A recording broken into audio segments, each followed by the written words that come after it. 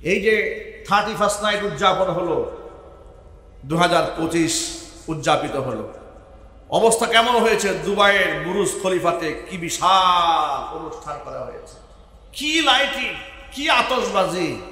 পৃথিবীর এখনো কোনো বিলাসিতা নাই যা ওরা করছে না। Billion million trillion crore crore ডলারের মালিক হয়েছে তারা। এই সব সম্পদ কে দান করেছেন? আরব বিশ্বের মাটিতে আল্লাহ পাক এই সম্পদ দান করেছেন। ওরা একটা খেলোয়াড়ের পেছনে হাজার হাজার কোটি টাকা ব্যয় করে। বিদেশ থেকে আপনার টুর্নামেন্ট খেলার জন্য খেলোয়াড় নিয়ে আসে, রোনালদোকে ভাড়া করে নিয়ে আসে, মেসিকে ভাড়া করে নিয়ে আসে, বড় বড় তারকাদেরকে নিয়ে আসে। দুবাইয়ের মাটিতে মুসলমানদের এই নিয়ামতটা আল্লাহ পাক দিয়েছেন, কথা বলতে হবে, ঠিক কিনা বলেন? আজকে সে মুসলমানরা মার খাচ্ছে, আর এখানে মুসলমানদের বিলাসিতার কোনো শেষ নাই, বিলাসিতার কোনো শেষ নাই। গোটা পৃথিবী আমেরিকারা, পশ্চিমার লোকেরা সবসময় শুধু গণতন্ত্র গণতন্ত্রের কথা বলে আমাদের গরিব দেশের মধ্যে নসিহত খয়রাত করে। সৌদি আরবে কি গণতন্ত্র আছে? আলোচনা বলেন। সেখানকার রাজতন্ত্রের বিরুদ্ধে ওরা কথা বলে না কেন?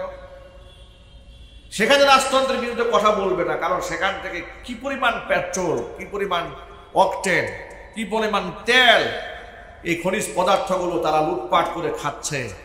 কি পরিমাণ স্বর্ণ সৌদির মাটি থেকে তারা আমেরিকার মাটিতে মজুত করেছে, কি পরিমাণ তেল তারা সিরিয়ার মাটি থেকে আমেরিকার মাটিতে মজুত করেছে, ইরাকের মাটি থেকে কি পরিমাণ তেল তারা নিয়েছে, তার কোনো সীমা নাই। রব্বানা লাকাল হামদ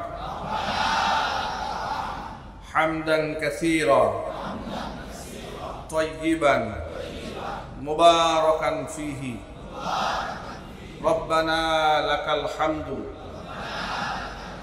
কামা ইয়ানবাগী লিজালালি ওয়াজহিকা ওয়া আযীমি সুলতানিকা। আল্লাহ রাব্বুল আলামিন আমাদের জুমার নামাজকে কবুল করুন। আমিন। আমাদের জিন্দেগির গুনার খাতা আল্লাহ তাআলা মাফ করে দিন। আমিন। কাল হাসরের কঠিন ময়দানে এই আয়োজন, এই ইবাদত, এই জিকির, আজকার, তাসবিহ, তাহলিল আল্লাহ পাক আমাদের সকলের নাজাতের জারিয়া হিসেবে কবুল করেন। আমিন। কোরআন মাজিদে আল্লাহ পাক বিভিন্ন সূরায় বিভিন্ন আয়াতে বিগত জীবনের নিয়ামত প্রাপ্ত বান্দা যারা, তাদের ঘটনাগুলো তুলে ধরেছেন। আবার আল্লাহর অবাধ্য হওয়ার কারণে, খোদাদ্রোহিতার কারণে যাদেরকে আল্লাহ পাক শাস্তি প্রদান করেছেন, তাদের বর্ণনাও কোরআন সুন্নাহর বিভিন্ন প্রেক্ষিতে আল্লাহ পাক নাযিল করেছেন। নিয়ামত প্রাপ্ত বান্দাদের মধ্যে যেমন হযরত মারিয়াম আলাইহাস সালাতু ওয়াসসালাম আল্লাহ পাকের নিয়ামত প্রাপ্ত বান্দি, লুকমান আলাইহিস সালাতু ওয়াসসালাম আল্লাহ পাকের নিয়ামত প্রাপ্ত বান্দা, খিজির আলাইহিস সালাতু ওয়াসসালাম আল্লাহ পাকের নিয়ামত প্রাপ্ত বান্দা। তাদের জীবনী ছাড়াও অসংখ্য মাহবুব পিয়ারা বান্দাদের কিসাস আল্লাহ পাক কোরআনে উল্লেখ করেছেন। অনুরূপভাবে আবার যে সমস্ত ব্যক্তিরা ক্ষুধাদ্রোহিতার কারণে ধ্বংসপ্রাপ্ত হয়েছেন, তাদের ঘটনার বর্ণনাও কোরআনে কারীমের মধ্যে আল্লাহ পাক উল্লেখ করেছেন। যেমন ফিরাউনকে ডুবিয়ে মারার কাহিনী আল্লাহ পাক কোরআনে বর্ণনা করেছেন। নমরুদ আল্লাহ রাব্বুল আলামিনের সাথে যুদ্ধ ঘোষণা করে লম্বা মিনারের উপর দাঁড়িয়ে আল্লাহ পাককে তীর নিক্ষেপ করে আল্লাহকে হত্যা করার ষড়যন্ত্র করেছিল, নাউযুবিল্লাহ। সেই ঘটনা কোরআনে কারীমের সূরাতুল কাসাসের মধ্যে আছে। শয়তানের সেই ক্ষমতা আছে না নাই? অসুন্দর কাজকে, অশুভ কাজকে শুভ বানায়, অসুন্দরকে সুন্দরভাবে মানুষের সামনে উপস্থাপন করে। তার একটা এক্সাম্পল আপনাদেরকে দেই। কিছুদিন আগে বাংলাদেশে চলচ্চিত্র জগতের কোনো এক নায়িকা,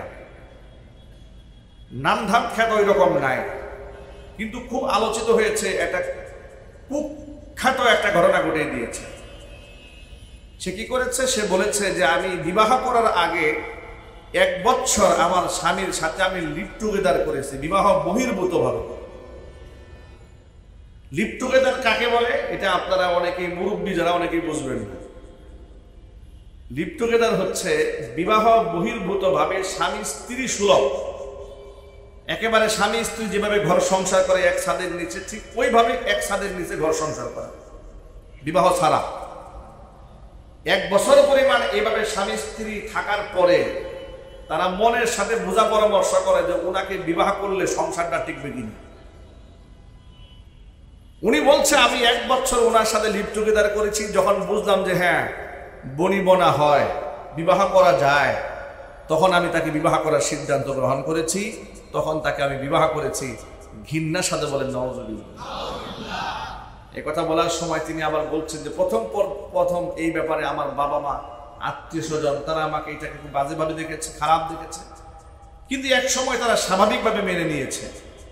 আর এটা এক সময় এই দেশের মধ্যে স্বাভাবিক হয়ে যাবে লিভ টুগেদার, উনি বলতেছেন। এই কথা বলার কারণে হাইকোর্ট থেকে তার ব্যাপারে নোটিশ জারি করা হয়েছে, রুল জারি করা হয়েছে, তিনি যেন নিঃশব্দ ক্ষমা প্রার্থনা করেন এই ব্যাপারে।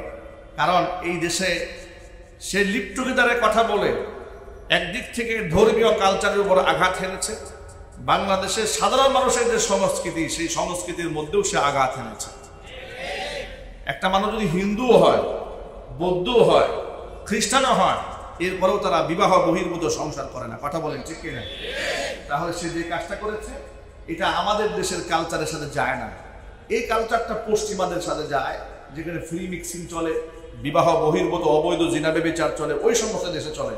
কিন্তু ওই দেশের এই নিকৃষ্ট কালচারটা বাংলাদেশে এনেছে এবং সে বলল এটা খুব একটা মজাদার ব্যাপার। বিবাহ ছাড়া একসাথে সংসার করা নাকি খুব মজার ব্যাপার। নাউজুবিল্লাহ জুড়ে বলেন। আমি অপ্রাসঙ্গিক হলে কথাটা বলে দিলাম। আল্লাহ তাআলা যেন এই ধরনের জিনা ব্যভিচার থেকে আমার ভাইদেরকে হেফাজত করে।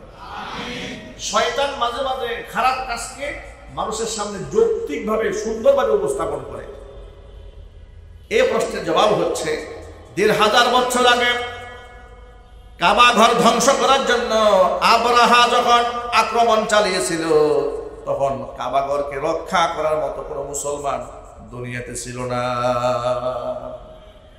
উল্লেখযোগ্য মুসলমান না থাকার কারণে আল্লাহ তাআলা নিজের ঘর নিজে রক্ষা করেছেন। আর বর্তমানে আল্লাহ তাআলা পাখি দিয়ে কেন রক্ষা করবেন মসজিদ আকসা? কেন পাখি দিয়ে রক্ষা করবেন বাবরি মসজিদ? কেন পাখি দিয়ে রক্ষা করবেন বাংলাদেশের চট্টগ্রামের মসজিদগুলা? আল্লাহ পাক কেন রক্ষা করবেন? গোটা দুনিয়ার মধ্যে বর্তমানে মুসলমানদের সংখ্যা প্রায় 200 কোটি। সুবহানাল্লাহ, আল্লাহু আকবার বলেন। এই প্রায় 200 কোটি মুসলমানের দায়িত্ব কি? আপনারা বলেন, কি দায়িত্ব রয়েছে মুসলমানদের? আজকে যেখানে সিরিয়াতে মুসলমানরা না খেয়ে মরতেছে, যেখানে ফিলিস্তিনের মাটিতে প্রচন্ড শীতে, বৃষ্টিতে, অনাবৃষ্টিতে বিধ্বস্ত যুদ্ধ বিধ্বস্ত এলাকার মধ্যে মুসলমানদের কি নিদারুণ জীবনযাপন। যারা আপনারা বিশ্ব সম্পর্কে খবর রাখেন তারা আপনারা জানেন, সর্বশেষ একটা হসপিটাল ছিল গাজাতে, সেই হাসপাতালটাও ইসরায়েলের ইহুদিরা ভেঙে গুড়িয়ে দিয়েছে। মানে তারা এখন মরবে, চিকিৎসারও জায়গা নাই, তারা যে জীবিকা নির্বাহ করবে খাবার নাই। যারা এক সময় বিলাসবহুল জীবনযাপন করেছে, পাথর চেটে জীবনযাপন করছে, কঙ্কাল হয়ে যাচ্ছে।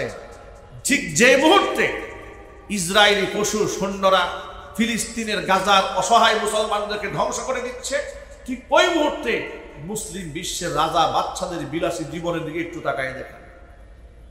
এই যে 31st নাইট উদযাপন হলো, 2025 উদযাপিত হলো, অবস্থা কেমন হয়েছে? দুবাইয়ের বুরুজ খলিফাতে কি বিশাল অনুষ্ঠান করা হয়েছে, কি লাইটিং, কি আতশবাজি। পৃথিবীর এখনো কোনো বিলাসিতা নাই যা ওরা করছে না। Billion, million, trillion, crore crore ডলারের মালিক হয়েছে তারা। এই সব সম্পদ কে দান করেছেন? আরব বিশ্বের মাটিতে আল্লাহ পাক এই সম্পদ দান করেছেন। ওরা একটা খেলোয়াড়ের পেছনে হাজার হাজার কোটি টাকা ব্যয় করে। বিদেশ থেকে আপনার টুর্নামেন্ট খেলার জন্য খেলোয়াড় নিয়ে আসে, রোনালদোকে ভাড়া করে নিয়ে আসে, মেসিকে ভাড়া করে নিয়ে আসে, বড় বড় তারকাদেরকে নিয়ে আসে। দুবাইয়ের মাটিতে মুসলমানদের এই নিয়ামতটা আল্লাহ পাক দিয়েছেন, কথা বলতে হবে ঠিক কিনা বলেন। আজকে সে মুসলমানরা মার খাচ্ছে, আর এখানে মুসলমানদের বিলাসিতার কোনো শেষ নাই, বিলাসিতার কোনো শেষ নাই। গোটা পৃথিবী আমেরিকারা, পশ্চিমার লোকেরা সবসময় শুধু গণতন্ত্রের কথা বলে আমাদের গরিব দেশের মধ্যে নসিহত খয়রাত করে। সৌদি আরবে কি গণতন্ত্র আছে? আরো যদি বলেন, সেখানকার রাজতন্ত্রের বিরুদ্ধে ওরা কথা বলে না কেন? সেখানে রাজতন্ত্রের বিরুদ্ধে কথা বলবে না, কারণ সেখান থেকে কি পরিমাণ পেট্রোল, কি পরিমাণ অকটেন, কি পরিমাণ তেল, এই খনিজ পদার্থগুলো তারা লুটপাট করে খাচ্ছে। কি পরিমাণ স্বর্ণ সৌদির মাটি থেকে তারা আমেরিকার মাটিতে মজুত করেছে, কি পরিমাণ তেল তারা সিরিয়ার মাটি থেকে আমেরিকার মাটিতে মজুত করেছে, ইরাকের মাটি থেকে কি পরিমাণ তেল তারা নিয়েছে, তার কোনো সীমা নাই। গোটা পৃথিবীর মধ্যে একটা স্লোগান তারা তুলেছিল, মুসলিম মৌলবাদ, মুসলিম জঙ্গিবাদ, মুসলিম মৌলবাদ। এই কথা বলে বলে, আচ্ছা আপনারা বলেন, একটা যুক্তিতে আসেন, আমি মুসলমান হিসেবে যদি মৌলবাদ হয়ে থাকি, যদি আমি কাফেরদের জন্য ত্রাস হয়ে থাকি, আমার বোমাটাকে আমি মুসলমানকে মারবো না কাফেরদের মারবো? একটু যদি বলেন, এটা একটা স্বাভাবিক কথা। কিন্তু আপনারা বলেন তো, মুসলিম বিশ্বে যাদেরকে তারা সন্ত্রাস বলে, তাদের বোমার আঘাতে ইহুদিরা মরে, খ্রিস্টানেরা মরে, আমেরিকার লোকেরা মরে, কারা মরে? মুসলমানরাই মরে। তার দ্বারা কি বোঝা গেল? আসলে জঙ্গিবাদ তকমা নাটক সাজিয়ে ওরা নিজেরা এর মধ্যে একটা গোলযোগ সৃষ্টি করে দিয়ে অরাজকতা সৃষ্টি করে ওই দেশের তারা একটা পরোক্ষ শাসন ব্যবস্থা নিজের কবজার মধ্যে নিতে চায়। আর ওই সমস্ত দেশের মধ্যে মারামারি, কাটাকাটি, দাঙ্গা হাঙ্গামা বেশি লাগায় রাখে যেখানে তেলের খনি আছে। ইরাকের মধ্যে তেলের খনি আছে না নাই? আরো যদি বলেন, সিরিয়াতে তেলের খনি আছে না নাই? যেহেতু এই সমস্ত দেশের মধ্যে তেলের খনি আছে, পশ্চিমাতে তো তেলের খনি নাই, এই তেলগুলো আমাদের দরকার। এই জন্য একটা কৌশলে এই দেশের মধ্যে মারামারি লাগাই দিয়ে তেলগুলাকে লুটপাট করে খাওয়ার জন্য ওরাই ধান্দা করে মুসলমানদেরকে বরবাদ করে দেওয়ার জন্য। এই জন্য গোটা দুনিয়ার মধ্যে গণতন্ত্র ফেরি করলেও তারা আরব বিশ্বে গিয়া গণতন্ত্র ফেরি করে না, কারণ জানে গণতন্ত্রের কোনো দরকার নাই, একটু ঝগড়া লাগাই দিয়া মাতাব্বরি করে তেল তুলতো আমরা নিতেই পারবো। এরপর আপনি দেখেন সৌদি আরবের মাটিতে কি পরিমাণ অমুসলিম সৈন্য তারা ঢুকিয়ে দিয়েছে। এক একটা সৈন্যের পিছনে কি পরিমাণ ব্যয় আপনারা আন্দাজ করতে পারবেন না। শত শত বিলিয়ন বিলিয়ন বিলিয়ন টাকা, ডলার অমুসলিম সৈনিকদের পিছনে সৌদি সরকার ব্যয় করছে। স্বার্থ কি? একদিক থেকে আমেরিকার স্বার্থ হচ্ছে তারা সেখান থেকে তেলগুলো নিয়ে নিচ্ছে, টাকাগুলো নিয়ে নিচ্ছে, বৈদেশিক মুদ্রাগুলো নিয়ে নিচ্ছে। পক্ষান্তরে ওদেরকে আশ্বস্ত করে রাখছে যে তোমাদের দেশে তো চতুর্দিক থেকে ইয়ামান টেমান থেকে ইরাক টিরাক থেকে আক্রমণ আসতে পারে, পাহারা দেওয়ার জন্য সৈন্য যা লাগে আমরা দেব, তেল যা লাগে তোমরা দিবে। কথা বুঝতে পেরেছেন? এইভাবে ওরা সৌদি আরবের বিরুদ্ধে কিছু বলবে না, দুবাইয়ের বিরুদ্ধে কিছু বলবে না, কাতারের বিরুদ্ধে কিছু বলবে না। যত গণতন্ত্রের ওয়াজ নসিহত সব বাংলাদেশে এসে করবে। কথা বলেন ঠিক কিনা? জন্য বলেন, সব নসিহত আমাদেরকে করবে। ওরা জানে এখানে তেল তুল নাই। যদি এদেরকে একটু এই সমস্ত কথাবার্তা বলে একটু খবরদারি করা যায়, নেতৃত্ব দেওয়া যায়, প্রিয় ভাইয়েরা আমার, এই জন্য পুরা পৃথিবীতে মুসলিমরা কোথাও সন্ত্রাস নয়, কোথাও জঙ্গি নয়। এটা ইহুদি খ্রিস্টানরা নিজেরা মুসলমানদেরকে জঙ্গি বানাবার জন্য নাটক সাজিয়েছে। কথা বলতে হবে ঠিক কিনা? এখন আমি আপনার সেই প্রশ্নের জবাব দিচ্ছি। গোটা পৃথিবীতে আব্রাহা যখন কাবাগরে হামলা করেছিল, তখন কাবাগর রক্ষা করার মতো মুসলমান না থাকার কারণে আল্লাহ তাআলা নিজে তার ঘরকে হেফাজত করেছেন। এখন গোটা পৃথিবীতে প্রায় 200 কোটি মুসলমান থাকার পরে আল্লাহ পাকের তো এত দায় ঠেকে নাই যে আল্লাহ পাক ফেরেশতা পাঠাইয়া আমাদেরকে সাহায্য করতে হবে, কিংবা ঘরগুলাকে আল্লাহ পাকে নিজে রক্ষা করতে হবে। আমাদের দায়িত্ব আছে না নাই? আরো চিল্লায় বলতে হবে, আছে না নাই?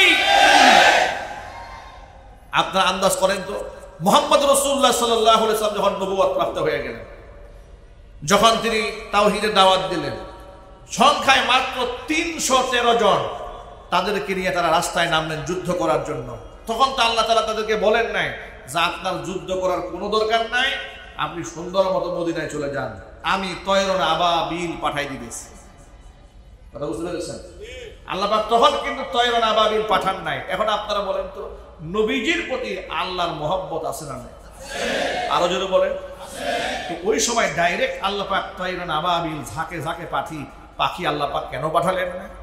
আল্লাহ পাক ওই সময় ঝাঁকে ঝাঁকে পাখি যে কারণে পাঠান নাই, ঠিক বর্তমানে আল্লাহ ঝাঁকে ঝাঁকে পাখি ওই কারণেই পাঠাচ্ছেন না। আল্লাহ পাক ওই সময় মুসলমানদের চূড়ান্ত ঈমানকে পরীক্ষা করতে চেয়েছিলেন যে মুসলমানরা আমার জন্য কতটুকু ত্যাগ তারা করতে পারে, কতটুকু বিসর্জন তারা দিতে পারে। মুসলমানদের প্রচেষ্টা যেখানে শেষ, আল্লাহর রহমত সেখান থেকে শুরু। কথা বলেন ঠিক কিনা বলেন?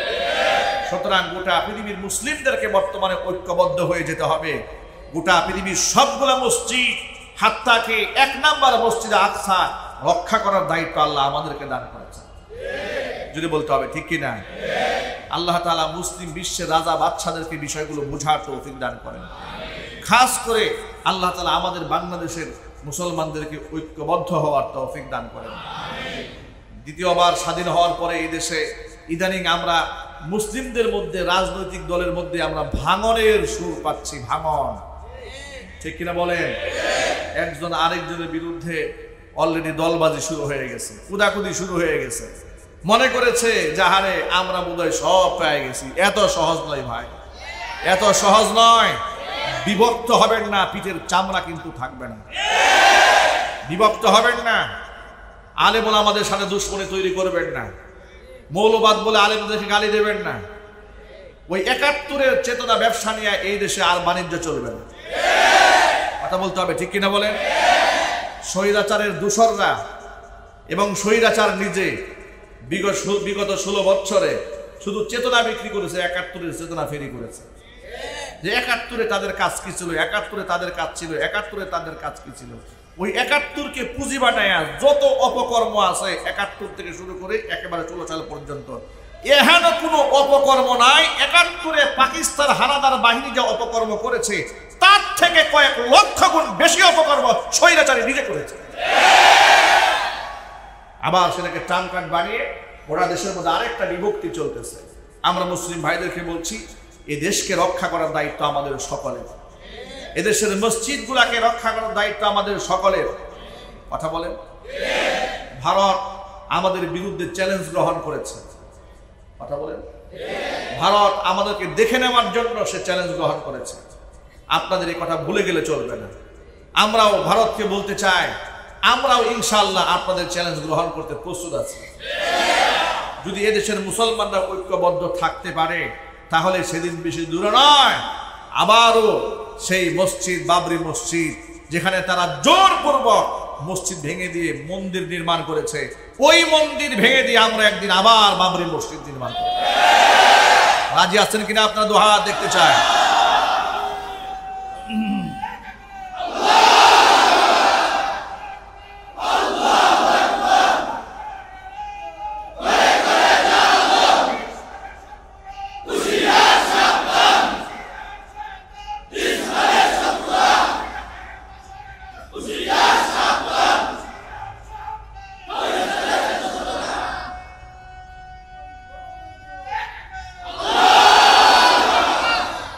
অনেকেই মনে করেছেন যে স্বৈরাচারের দূষরদের সাথে একটু আতাত করে চললে আমার পিঠটা বাঁচবে।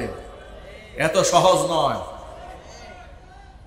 গোকরা সাপকে কোনোদিন বিশ্বাস করবেন না, সবল আপনাকে মারবেই মারবে।